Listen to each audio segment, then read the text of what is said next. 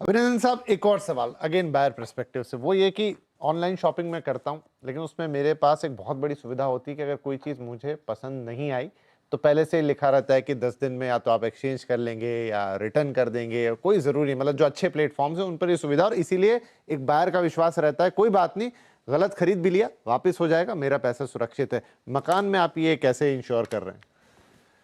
विपिन जी, ऐसा है कि पहली इसमें मैं आपके सवाल का जवाब दो भागों में दूंगा। पहली बात तो हम इसको इंश्योर कर रहे हैं, हमारे डॉक्यूमेंट में बाय बैक गारंटी दे रहे हैं ओके कि आपने आपके घर का पोजीशन लेने के 12 महीने बाद में किसी भी कारणवश आपने ऐसा कहा कि मुझे मेरा घर कंटिन्यू नहीं करना है, ओके आपको हमारी क्वालिटी पसंद नहीं आई, आपको सोसाइटी पसंद नहीं आई, आपके साथ कोई दूसरी आपको परेशानी हो गई, तो हम नो क्वेश्चन आस्क्ड आपके घर को कॉस्ट पे बाय बैक कर लेंगे। ओके, जितने में मैंने खरीदा है उतने पे आप वापस ले लेंगे। ये आपके सवाल और का वो भी 12 महीने के अंदर। जी, ये आपके सवाल का एक जवाब है जी। बस। सच्चाई उसमें ये है, जो दूसरा भाग इसमें ऐसा है कि इस पूरी जर्नी में हम चाहते हैं कि हम हमारे कस्टमर के सलाहकार और साथी दोनों बने। ओके तो हमारा मानना ऐसा है कि हमने प्राइस वही खोली है और एमिनिटीज़ वो दी हैं कि हमारा इनहेरेंट मानना ये है कि इस प्राइस पे कभी भी कोई इस फ्लैट को छोड़ेगा नहीं। ओके इसीलिए बायबैक गारंटी है, लेकिन हमारा मानना है कभी भी कोई इसको यूज़ करेगा नहीं। और उसको इस बात से बहुत सारा कंफर्ट आ रहा है कि यदि कोई बिल्डर खड़ा होकर बोल रहा है कि no questions asked, I will, हम आपका पैसा वापस कर देंगे, तो इसका मतलब ये नहीं है कि वो फ्लैट वापस देना चाहता है। इसका ये मतलब है कि ठीक है, जो बिल्डर कह रहा है उसको अपने प्रोडक्ट पे पूरा भरोसा है, उसको अपने लोकेशन पे पूरा भरोसा है, और इसीलिए मैं भरोसा करके उसके साथ पार्टिसिपेट कर सकता हूँ। ओके, थोड़ा सा और समझना चाहूंगा तो एक तो क्या configuration, I think 1-2 BHK, 1 bedroom, 2 bedroom small, 2 bedroom large. Okay, और क्या प्राइस पॉइंट्स हैं? आप समझिए छोटा वाला फ्लैट 40 लाख से लेके 70 लाख के बीच के प्राइस पॉइंट्स हैं। हाँ ठीक है, तो ये इसमें अलग अलग 3 कॉन्फ़िगरेशन है और हैं, और आप कह रहे हैं कि अगर मान लीजिए आप एक तो अच्छी चीज़ दे रहे हैं। अच्छा, मैंने जो मैं ब्रोशर्स वगैरह देख रहा था उसमें आपने ये भी क्लेम किया कि इस पैसे में, इस सुविधा में आप एक अफोर्डेबल लग्जरी बना रहे हैं। कुछ और भी लोगों ने इस देश में एक्सपेरिमेंट किया था, उनके भी सफल रहे, हरियाणा की तरफ और उस तरफ, जहां पर उन्होंने कोशिश की कि उन्होंने अफोर्डेबल तो बनाया लेकिन क्वालिटी बनाया, कंस्ट्रक्शन की क्वालिटी अच्छी रखी, उसमें कई सारी सुविधाएं दी। जो मैं आपके ब्रोशर वगैरह देख रहा हूं उसमें आप काफी सारी एमिनिटीज दे रहे हैं जो बड़े प्रोजेक्ट्स के अंदर हो रही। तो वो कैसे एक तो पॉसिबल हो पा रहा है उस प्राइस पॉइंट पे? आपने कहा 30% बचा लिया हमने ड्यू टू एफिशिएंसी, क्या उस वजह से, या अभी आप जस्ट एक प्रमोशन के तौर पे आप उसे अभी तो दे दे रहे हैं पर आगे फिर अगले प्रोजेक्ट्स में शायद ऐसा पॉसिबल ना हो? नहीं, ऐसा है कि प्रोडक्ट की क्वालिटी को कॉम्प्रोमाइज़ करके कोई अच्छा ब्रांड नहीं बन सकता। तो हमारा मानना यही था कि एक शायद लोगों के मन में ऐसा आ गया था कि अफोर्डेबल हाउसिंग मतलब कुछ भी बना के दे दो। ये हर इंसान को बहुत अच्छा घर में रहने की आदत है, इच्छा है, और इसीलिए बहुत सारे लोग मुंबई में 10-10 साल तक भाड़े पे रहते हैं लेकिन घर नहीं खरीदते हैं। जो घर उनको उनके बजट में मिल रहा है और जो भाड़े में रहते हैं उनको उसके बीच का जो क्लेश है वो ठीक नहीं लगता। तो हमारा मानना था कि बहुत अच्छा प्रोडक्ट बनाइए। ये प्रोडक्ट ऐसा होना चाहिए कि चाहे बांद्रा में भी आके खड़ा हो जाए तो भी ख़राब नहीं लगे।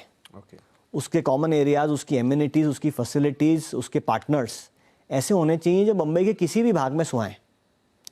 और ये उसका बहुत बड़ा एनेबलमेंट इस बात से ही आया कि हमने जो 25% कॉस्ट हमारे हिसाब से कम कर दी है, वो हमने उसमें से 95% ले जाके वापस प्रोडक्ट में डाल दिए। तो अब यदि हम इसको साधारण तरीके से बनाते तो ये 40 लाख का घर 56 लाख में बनता, और वही 56 लाख का घर लेने के लिए फिर कस्टमर कम हो जाते, फिर हम एक साथ में 2 बिल्डिंग बनाते, 20 बिल्डिंग नहीं बना पाते, और प्रोजेक्ट 4 साल में पूरा नहीं होता, 9 साल में पूरा होता, और वापस फिर आके हम बोलते यार अफोर्डेबल हाउसिंग में हमारे पैसे नहीं बन रहे हैं। तो ये सोच के कि जो खरीदार है वो इस चीज़ का समर्थन करेगा। तो 40 लाख रुपए में जो आप फ्लैट दे रहे हैं और जिस क्वालिटी का और जिन सुविधाओं के साथ दे रहे हैं उसमें आपको पैसे बन रहे हैं? बिल्कुल। हमारा कोई भी काम कहीं थोड़ा कम बन सकता है, कहीं ज़्यादा बन सकता है, लेकिन हम एक रियल एस्टेट फर्म है, हमको नफ़ा कमा के हमारे इन्वेस्टर्स को देना है, तो बिल्कुल पैसे बन रहे हैं। गुलाम साहब जो कह रहे हैं अब, ये तो कमाल की बात है कि नो क्वेश्चन आस्क्ड, 12 महीने में अगर आपको घर पसंद नहीं आया, उनका कॉन्फिडेंस है कि उसे पसंद आएगा, लेकिन क्या ये चीज बैकफायर भी कर सकती है? क्योंकि कोई आया और उसने कहा मुझे तो नहीं पसंद है और ये लाइए मेरे पैसे वापस। देखिए, इसमें बिल्कुल मुमकिन तो है। और एक और बात जो इस समय मैं सामने रखना चाहूँगा वो ये कि हम जो इस तरह के क्लेम्स हर रियल एस्टेट डेवलपर, ख़ास तौर से लिस्टेड डेवलपर्स कि आप क्वार्टरली रिजल्ट्स देखते चलें, उसमें हर क्वार्टर में दिखाया जाता है कि हमने एक्स अमाउंट ऑफ मकान बेच दिए, अगले बार में उसमें कई सारे कैंसिलेशन दिखाई देते हैं। तो ये चीज़ तो कॉमन है, ये कोई नई बात नहीं है। तो उससे एक और क़दम आगे बढ़ा के एक तरह से गारंटी दे देना कि हम आपको कंफर्ट दे रहे हैं कि no question asked, buy back, हम ख़रीद लेंगे, ये एक बहुत ही इम्पॉर्टेंट जेस्चर है जो किसी भी डेवलपर की तरफ से बायर को कंफर्ट डेफिनेटली देगा।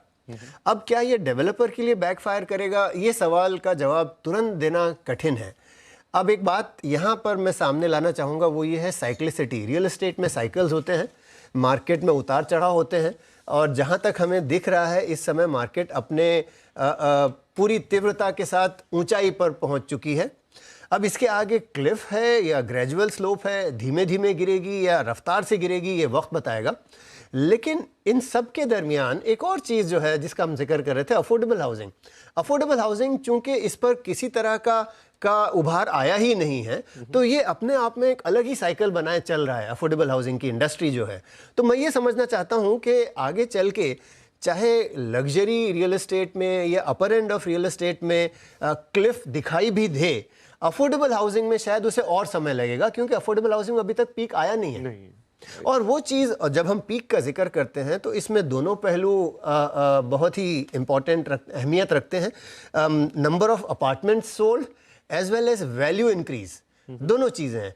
कुछ ऐसा भी वक्त हो सकता है जब भाव आपके बहुत बढ़ जाएं लेकिन अपार्टमेंट नहीं बिक रहे हों, लेकिन हम जो पिछले 3-4 साल से देख रहे हैं, दोनों चीज़ें बढ़ रही हैं। अपार्टमेंट की सेल भी बढ़ रही है और अपार्टमेंट के प्राइसेस भी बढ़ रहे हैं।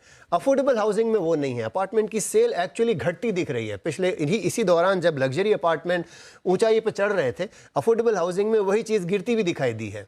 तो इस चीज़ को सामने रखते हुए तो मैं ये समझता हूँ कि अफोर्डेबल हाउसिंग अपने आप में एक अलहदा प्रॉपर्टी साइकिल चलाएगा, और उसके चलते मुझे नहीं लगता कि अगले 3-4 साल तक इस किस्म का कोई तलवार अफोर्डेबल हाउसिंग के बायर के सर पर या डेवलपर के सर पर टंगी हो कि अगर 3-4 साल में प्रॉपर्टी साइकिल क्रैश होता है तो क्या किया जाए। पर ये एक रिस्क है जो आई एम श्योर कोई भी डेवलपर ले रहा है, अभिनंदन जी भी ले रहे हैं, वो भी समझते हैं कि साइक्लिसिटी है, लेकिन वो रिस्क ले रहे हैं। अपनी तरफ से उन्होंने हर वो चीज़ कर दी जो उस रिस्क को मिटिगेट करती है। खरीदारों को कंफर्ट दे दिया, वैल्यू इंजीनियरिंग कर ली, बेहतरीन ब्रांडिंग बना दी, ये भी है कि आपसे बायबैक भी प्रॉमिस कर दिया। तो इनकी तरफ से तो जो कुछ हो सकता था ये कर चुके हैं। अब वक्त बताएगा कि प्रॉपर्टी साइकिल किस तरह से इस प्रोजेक्ट को ट्रीट करता है। राइट। तो अभिनंदन जी, आपने कहा कि अलॉटमेंट हो गए कुछ, एक तो आपने 2 साइकिल पूरे कर दिए, शायद एक बाकी है। वो मैं समझना चाहूंगा कि वो अलॉटमेंट में आपका रिस्पॉन्स कैसा रहा। क्या अलॉटमेंट के वक्त ही आपने कहा कि 400-500 लोग तो जब शुरू में आए थे तभी मना कर गए थे, अलॉटमेंट में भी ऐसा कुछ हुआ, या फिर जो सरप्लस थे वो बच गए तो अब उनका क्या होगा, उसमें आगे का क्या सिस्टम है, वो मुझे थोड़ा बताइए। 2 बातें थी विपिन जी इसमें कि हमने अलॉटमेंट 3 दिनों में किया था। पहले दिन की एक लिस्ट, दूसरे दिन की एक लिस्ट, और आखिरी लिस्ट हम संडे को करेंगे। और उसमें जितने लोग आए, करीबन आप समझिए कि 25% लोगों को अलॉटमेंट मिल गया। 15 से 18% लोगों ने बोला कि हमको ये प्रोसेस नहीं जम रहा है। अच्छा, अलॉटमेंट के टाइम भी ऐसे लोग बिल्कुल निकले? बिल्कुल बिल्कुल। क्योंकि जब अलॉटमेंट का प्रोसेस चालू हुआ तो शायद किसी के मन में होगा यार अब कुछ दिखा देंगे, अब मिल लेंगे, अब ऑफिस में बुला के बात करेंगे। तो हमने कहा कि नहीं भाई, जो है ऑनलाइन ही है। और करीबन 45 से 50% लोग ऐसे हैं जिन्होंने कहा आप हमको वेट लिस्ट में रखिए। अच्छा। जो अपार्टमेंट खत्म हो चुके हैं।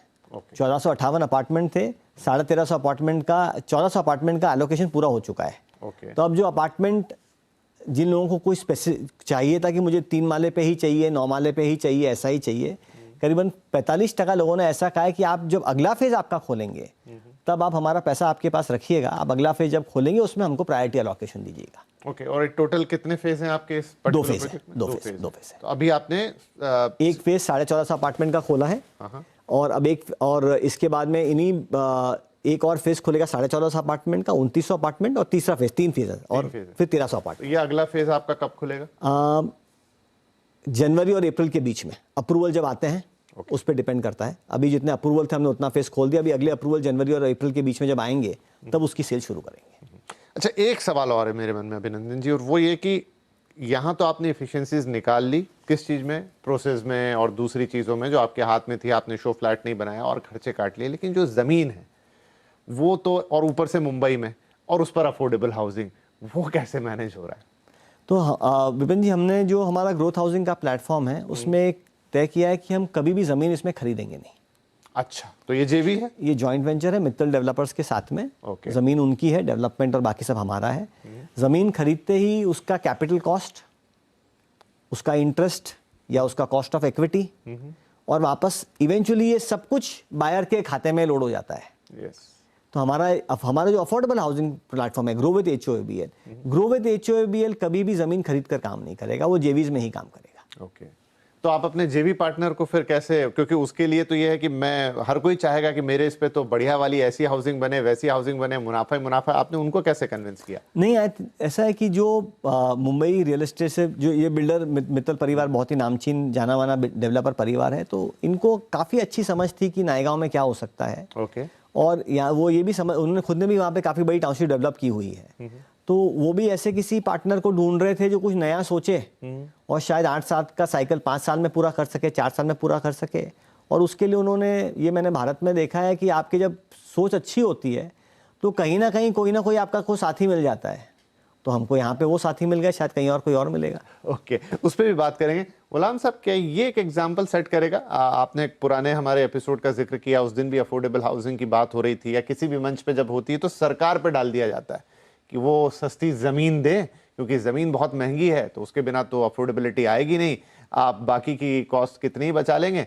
तो क्या अभिनंदन जी ने एक एग्जाम्पल सेट किया कि आप उसमें भी कुछ अंडरस्टैंडिंग बना के, चीज़ों को कन्विंस करके, अपने पार्टनर को कन्विंस करके, आपके पास कोई लैंड हो जैसे भी, क्योंकि ज़मीन और उसकी कीमत सबसे बड़ा मुद्दा है। दुरुस्त फरमाया आपने कि ज़मीन की जो वैल्यू है वो किसी भी रियल एस्टेट प्रोजेक्ट का मेक और ब्रेक का कारण हो सकती है। और जहाँ तक अफोर्डेबल हाउसिंग का सवाल है, चूँकि इस बात पर हम सभी सहमत हैं कि इसमें मार्जिन्स बहुत ही कॉशियसली मैनेज करने पड़ते हैं। एफिशिएंसीज़ के लिए आपको स्ट्रगल करना पड़ता है। इस चीज़ का जिक्र मैं यूँ करना चाहूँगा कि हमने एक वक्त था जब हम देख रहे थे अफोर्डेबल लग्जरी हाउसिंग इतना तेज़ी पर था कि लग्जरी हाउसिंग जो 15-20 हज़ार रुपये पर square feet cost of construction आजकल जो हाई राइजेस बनते हैं, उनकी जो कॉन्टिजेंसी कॉस्ट होती है ना, टिपिकली हम 10% कॉस्ट साइड में रखते हैं कि कॉन्टिजेंसी है, अगर कोई चीज़ ऊपर नीचे हो जाए तो ये 10% हमारा वक्त पर काम आ जाएगा। वो कॉन्टिजेंसी कॉस्ट जितनी होती है उस कॉस्ट में तो अफोर्डेबल हाउसिंग के मकान बनते हैं। और ये चीज़ ऐसी है कि और ये चीज़ अगेन डेवलपर्स को भी बहुत ही तकलीफ के बाद पता लगी कि वो इंजीनियर, वो टेक्नीशियन, वो आर्किटेक्ट जो सुपर लग्जरी अपार्टमेंट बना रहा है, आप उससे तवक्को रखोगे, उम्मीद रखोगे कि अफोर्डेबल हाउसिंग भी वही शख्स बनाएगा, तो वहां पर आपकी एक और मिस्टेक है।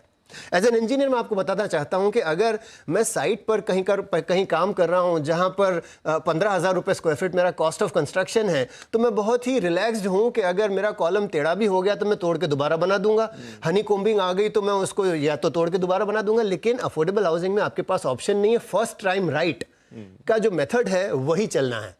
तो ये सब तो एफिशिएंसीज हैं जो आप ला सकते हो, जैसे अभिनंदन जी बताया, चाहे सेल्स हो, मार्केटिंग हो, इंजीनियरिंग हो, डिज़ाइंस हो, वो सब आप एफिशिएंसी ला सकते हो। लेकिन लैंड कॉस्ट अपने आप में एक बहुत तकलीफ दे मसला है। और आप ही के किसी प्लेटफॉर्म पर हम किसी और डेवलपर के साथ इस बात का जिक्र कर रहे थे कि लैंड वैल्यूएशन को ऊपर करने का सारे का सारा, चाहे आप ब्लेम कहें या क्रेडिट करें, वो डेवलपर के सर जाता है। क्योंकि ये डेवलपर है, वो ये कहता है कि मैं यहाँ पर सुपर लग्जरी बनाऊंगा, मैं यहाँ पर मॉल बनाऊंगा, मैं यहाँ पे होटल बनाऊंगा, फलाना ठिकाना, ये सारी चीज़ें। और जैसे ही आप वो एक समा बांधने लगते हो तो उस लैंड की वैल्यूएशन ऊपर चली शुरू हो जाती है।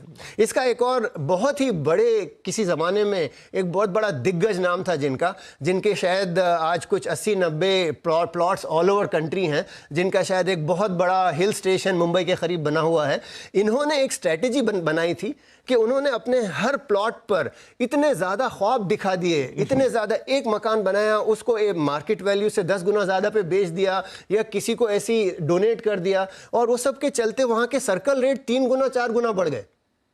तो ये चीज़ का श्रेय सीधा साधा डेवलपर के सर जाता है। लैंड वैल्यूएशन अगर ऊपर हो रही है तो चाहे आप क्रेडिट दें या ब्लेम दें, डेवलपर के सर पर हो। यहाँ पर गवर्नमेंट का कोई रोल नहीं है, फ्री इकोनॉमी है। आप लैंड के साथ क्या करते हो वो डेवलपर डिसाइड करता है। अब इसी तौर पर तो जो लैंड बेचना चाहता है उसकी उम्मीदें क्यों ऊपर गई? क्योंकि कोई ना कोई डेवलपर सामने आता है, कहता है कि अरे आप ये 100 करोड़ एकड़ में क्यों बेच रहे हो, आपको तो इसे 150 में बेचना चाहिए, मैं यहाँ पर इतने 70 मंजिला इमारत बना दूंगा।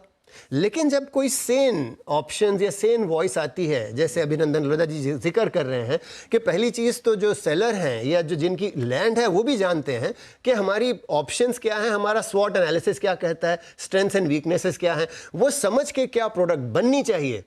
जेन्युइनली जो चीज़ मार्केट में चलेगी, जो चीज़ मार्केट में मुनाफा देगी, उस पर ध्यान रखते हुए सही प्रोडक्ट को बनाना अपने आप में बहुत इंपॉर्टेंट है। और मेजॉरिटी ऑफ डेवलपर्स, आज मैं पिछले 30 साल में हर अप साइकिल या डाउन साइकिल में जब साइकिल मुकम्मल होता है, कम से कम 20 से 25% डेवलपर्स छूट जाते हैं, या तो फेल हो जाते हैं या बैंकरप्ट हो जाते हैं, फिर 20-25% डेवलपर नए आते हैं। तो अगर आप देखो किसी भी समय कम से कम 1/4 डेवलपर फेल होते हुए दिखाई देंगे आपको। और उसके फेलियर का कारण सबसे बड़ा यही है कि उन्हें, हर किसी को ये लगता है कि मैं जो बनाऊंगा वो ताजमहल होगा, मैं जो बनाऊंगा इसे सारी दुनिया देखने आएगी, मैं जो बनाऊंगा यहाँ पर खरीदारों की लाइन लग जाएगी, जिस दिन मैं लॉन्च करूंगा लोग एक दूसरे पर टूट पड़ेंगे और मेरा मकान खरीदेंगे, और वो होता नहीं है। और यही चीज़ है जो डेवलपर को उकसाती है कि 100 रुपए की चीज़ को 150 रुपए में खरीद ले, लैंड के मैं जिक्र कर रहा हूँ लैंड का, और वहाँ पर फिर सारी अटकलें ख़राब हो जाती हैं। फिर जो प्रोडक्ट भी बनता है वो कई जगह फेल हो जाता है, फाइनेंशियल सिस्टम, ओवरऑल इकोनॉमी को धक्का लगता है। यहाँ पर ज़रूरत इस बात की है कि जो भी लैंड आपके पास है उसको बहुत ही होशियारी से और एनवायरनमेंट को समझते हुए ये आंका जाए कि यहाँ पर क्या चीज़ बन सकती है, और वहाँ पर ही सीमित रहें। हर मकान ताजमहल नहीं हो सकता, ये चीज हर किसी को समझना बहुत आवश्यक है। ये ग्रोथ हाउसिंग में आगे और क्या करने जा रहे हैं, मुंबई में या इस शहर के बाहर, कैसे क्या प्लान है? हमने कुछ जगहों को आइडेंटिफाई किया है, लेकिन आज की डेट में कोई दूसरी हमारी लैंड की डील साइन नहीं हुई है। करीबन 7 लोकेशन मुंबई शहर में ऐसे हैं जहां हमने आइडेंटिफिकेशन किया है, जहां कहीं कहीं हम लैंड ओनर से बातचीत चालू कर चुके हैं, कहीं करने वाले हैं। लेकिन आज की डेट में तो हमारी एक ये जगह चालू हो गई है। अब हमारा मानना है शायद अगले 12 से 18 महीने में करीबन 2 से 3 जगह और हम ग्रोथ हाउसिंग को शुरू कर पाएंगे, ऐसी हमारी उम्मीद है। लेकिन आज हमारे पास में साइन डील कोई नहीं है इसके अलावा। तो इसमें आप भी मानेंगे कि वो सबसे इंपॉर्टेंट फैक्टर, मतलब आपने बाकी चीजों पे तो अपनी पकड़ बना ली, लेकिन लैंड जो एक वेरिएबल फैक्टर है वो यही है कि भाई आपको जमीन जीएवी में मिलना, स्टेशन के पास में मिलना और सही पार्टनर के साथ मिलना, ये आप कितना कर पाओगे। राइट। अच्छा अभिनंदन जी, बताइए जो पूरी प्रोसेस है, आपने भी कहीं मैंने सुना था, आपने कहा कि हमारे लिए भी एक एक्सपेरिमेंट है, हम करके देख रहे हैं, लेट्स की कैसा काम करता है।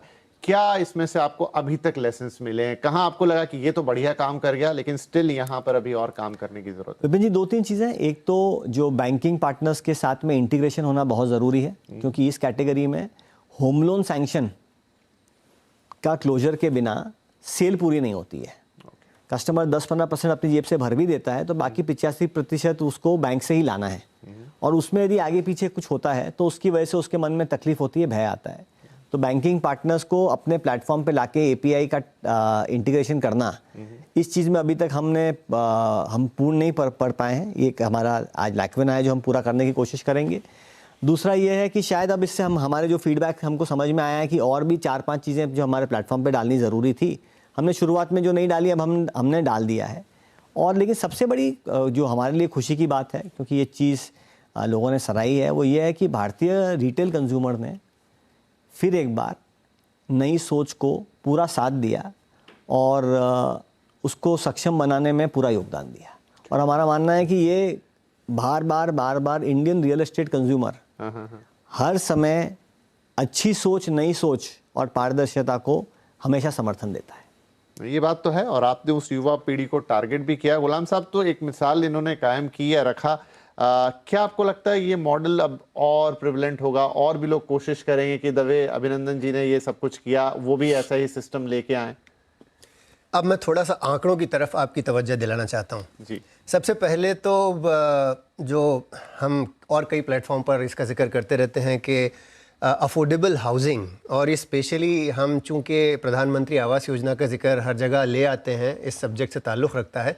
जो अर्बन पी में अर्बन है उसमें तकरीबन 3 करोड़ मकानों की अगले 5 साल में आवश्यकता है, और ये वही कैटेगरी है जिस पर अभिनंदन जी इस समय फोकस कर रहे हैं, गौर कर रहे हैं। और उस कैटेगरी का डिमांड इतना ज़्यादा है कि इसकी कोई पनाह, कोई लिमिट नहीं है। एक और चीज़ का जिक्र, वंस अगेन कुछ आंकड़े कि टॉप के जो 8 शहर हैं, जिसमें मुंबई, दिल्ली, बेंगलुरु और चेन्नई वगैरह जो टॉप शहर हैं, पूना, हैदराबाद, अहमदाबाद, कोलकाता, इन शहरों में 50 लाख से नीचे के मकान, आपको ये सुन के हैरत होगी कि मैक्सिमम नंबर जो है वो मुंबई में एमएमआर में है। हाँ हाँ, राइट।